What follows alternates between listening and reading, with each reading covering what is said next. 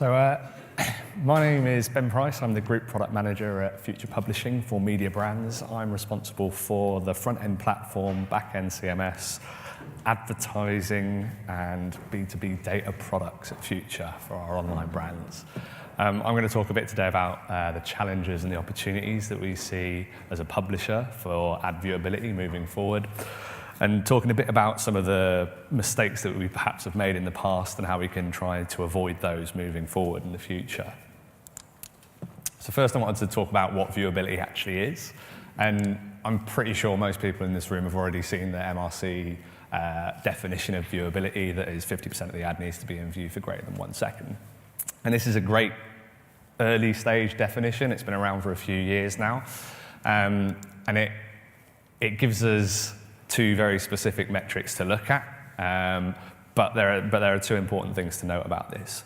The first is that it is a minimum metric, so 50% of the ad needs to be in view for greater than 1 second. I think if we started refreshing ads every 1 second on every single page, it wouldn't be a good metric. There's no optimum measure for this. But then also that it's a reporting metric. So actually you can only ever figure out if something's in view after it's been in view, which from a publisher's perspective is a bit more complicated.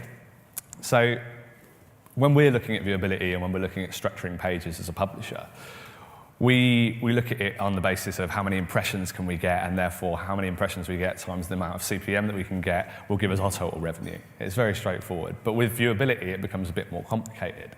So we actually have to develop a forecasting measure to actually understand how many viewable ad impressions we can get over the period of X number of pages. And that's initially quite simple, because you just say, well, where are the ads and how likely are they to be in view? But then you also have to take into account the fact of where the reader actually will be at any one point in time. And as John alluded to earlier, you've got to take in viewport size, device, scroll velocity, time on page, depth of page, and the rest of them. And you can even take into account what type of user it is, how many pages they're going to typically view, where they've come from, all that sort of stuff. And all that really gives us, at the end of it, it doesn't even give us a specific number. It gives us a number of ads that are going to have the opportunity to potentially be seen in the future. So it's not quite as clear-cut from a publisher's perspective when we're talking about the number of viewable impressions that we can get. So I wanted to keep those two things in mind as we kind of go through. I feel like there are two main challenges, but before I talk about the challenges, I want to talk a bit about the history of what we've done as an industry and as publishers. So I wanted to bring up the idea of a structured reward system. I've written it down here in case I forget it, which is a set of reward metrics that reinforce a certain behavior. And over the past kind of decade or so, we've had a very simple structured reward system that's consisted of how many impressions have you got. If you have more impressions, you can make more money. What's the CTR? If you've got a really good CTR, you're likely to get more campaigns from an agency. If you've got a really poor CTR, you're likely to get less campaigns.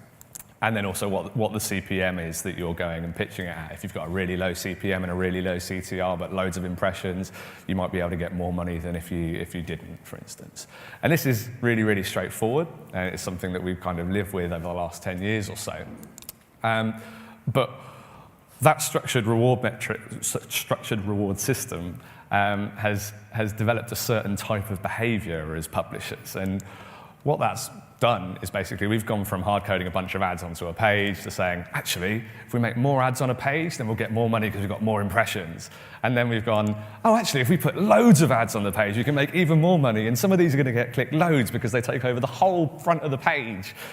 And actually, that's not really had any real impact on the revenues that we've had as a business. CPMs and performance in general at a macro level have gone down and impressions have gone up. So as you increase your potential supply, demand slips and you lose some CPMs.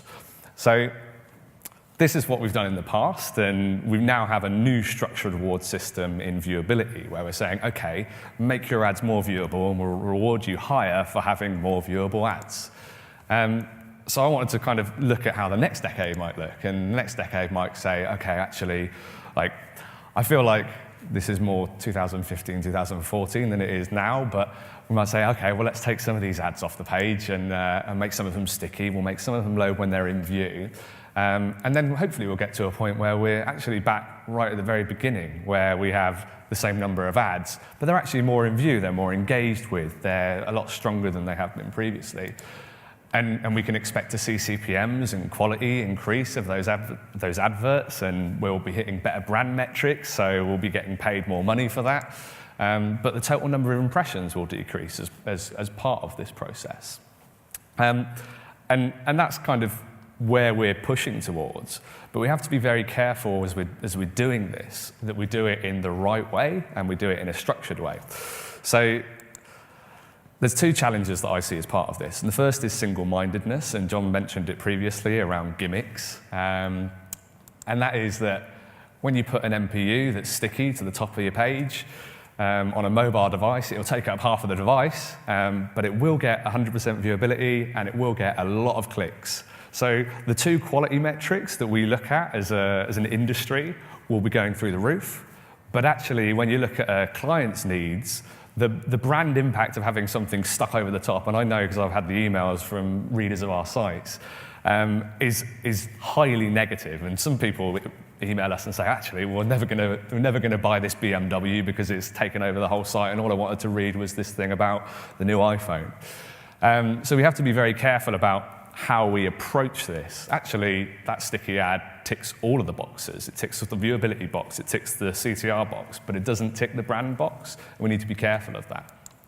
And then the second part in this is around roadblocks and taking all of the inventory that has the possibility to be viewed at any one point. So we had some conversations earlier in the year with agencies where we were sort of saying, okay, well, you're going to buy all of the ads on the page, that's 7 ads or whatever it is on a desktop, for instance. Okay, you've bought them all, we're going to fill it all with all of your inventory, and you're going to have 100% share of voice. And that's really what the brand and the client wants. So we did that. And then they came back to us at the end of it and said, actually, there's this ad below the fold that gets 15% viewability. And we sort of went, well, you've got all of the opportunities to be seen on that page. So you're actually still hitting your brand goals, but the viewability measures are saying that you're basically saying that you're not hitting the viewability measures even though you're hitting the client's branding goals. Which is quite an interesting conversation. And we went back to them and we said, look, actually, you've got 4 or 5 ads per page or whatever it was. When we go through all the stats in detail, you've actually seen, there's actually been 2.5 ads seen per every visit. So that brand has definitely had the cut through that campaign's definitely had the cut through that you wanted, but just it's not hit the viewability metric. So we need to be careful that we don't get into this single-minded focus, which is viewability is all that matters. And then the second challenge is around yield and pricing. And I think this is a really important challenge, and especially for publishers and from a publisher's perspective. Because if we don't sort yield and pricing out as we go down this route from 10 ads per page to 4 ads per page, then publishers will basically cease to exist because we won't have enough money to actually pay anyone, right? So we did some work on this earlier this year on one of our brands, and we looked at the viewability, and the viewability was 35%. So we said, okay, great, let's make it 70. So we got it up to 70. We went 100% increase in our viewability. That led to 145% increase in CTR. And going back to the reward system that we're sat on at the moment is, okay, viewability is really important and CTR is really important. They're the 2 quality metrics that matter above all else.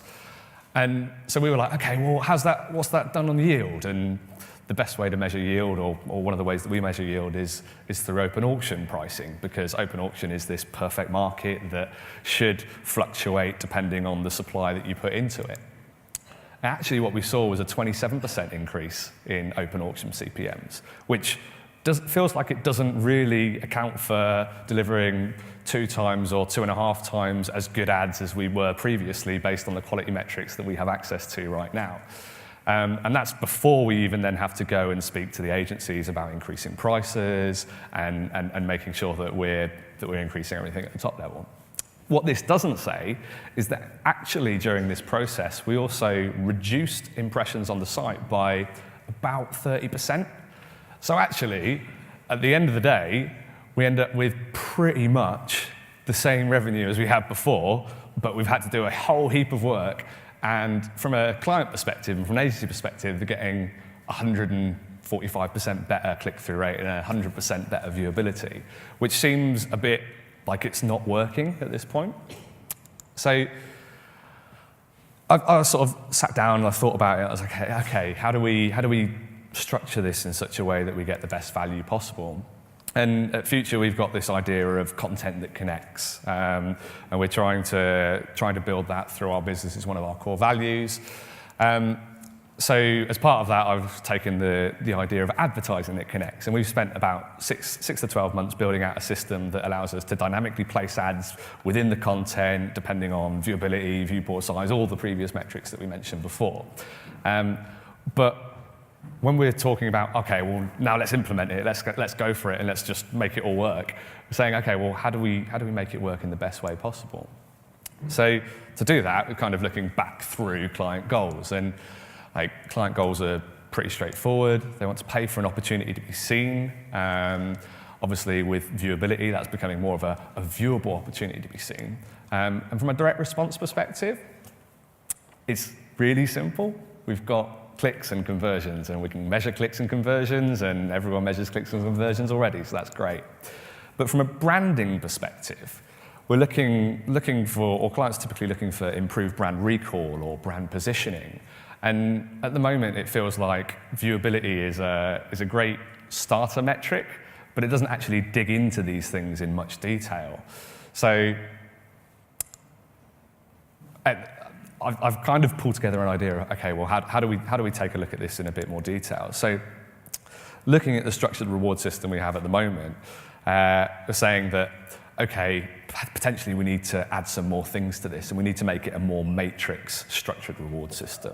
So perhaps we do things like, okay, well, we need better brand metrics, basically. So perhaps we do things like adding a maximum viewable time. So maybe 15 seconds is the maximum viewable time that anyone will ever see and engage with an ad.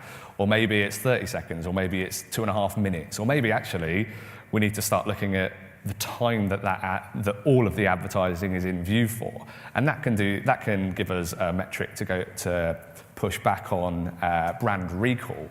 So that will be able to say, okay, well, maybe it's 3 hours of advertising you need to have been able to see on the internet to have a good brand recall, and then we can back into that in terms of pricing, in terms of metrics. But then also, perhaps pixels on page is a metric that we should be measuring and we should be adjusting towards. I think Apple every year Apple do a campaign with us more or less, and all they ask for is one banner in the middle of the page, and they pay us twice as much for that as they do for a roadblock. And that's really important, because actually all we do is we serve one ad for them and we wipe out all the rest of the ads on the page. And they feel that gives them the brand association that they need to give a good result. And perhaps that's something that we need to look at. And I feel like we need to get kind of publishers and agencies both on the same page. So from a publisher perspective, we kind of made a few mistakes on the way, and we've put heaps and heaps of advertising across our websites, and we're now in the process of going, okay, actually, how do we structure that in a better way? But we should be focusing on quality of the inventory as opposed to the viewability of the inventory.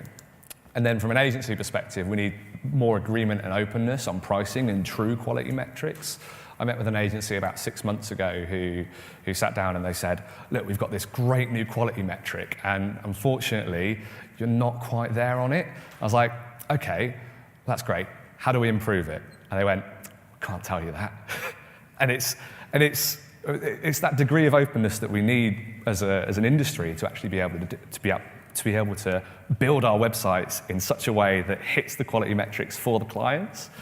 And I think that's really important as well. So I had kind of 3 takeaways to this in general. So I feel like if we head down this route in the same way as we headed down the route of impressions and CTRs, a focus on viewability could actually be detrimental. We could be sacrificing the user's experience to just stick an ad on the right-hand side or stick an ad at the top or stick 3 ads all over the place.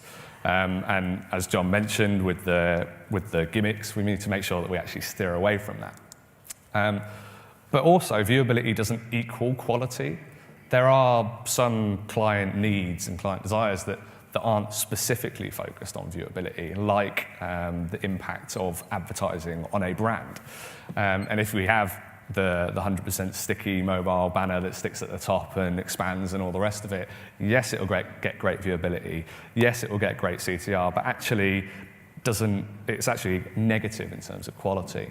And then the third piece, which is, I don't think we should stop at this point at viewability. I feel like there are a multitude of metrics that we can look at to actually build together this view of quality as an industry. And I feel like that's a really important thing to do. Otherwise, we fall down this rabbit hole of going after one specific metric over a long period of time. And that's me, so cheers.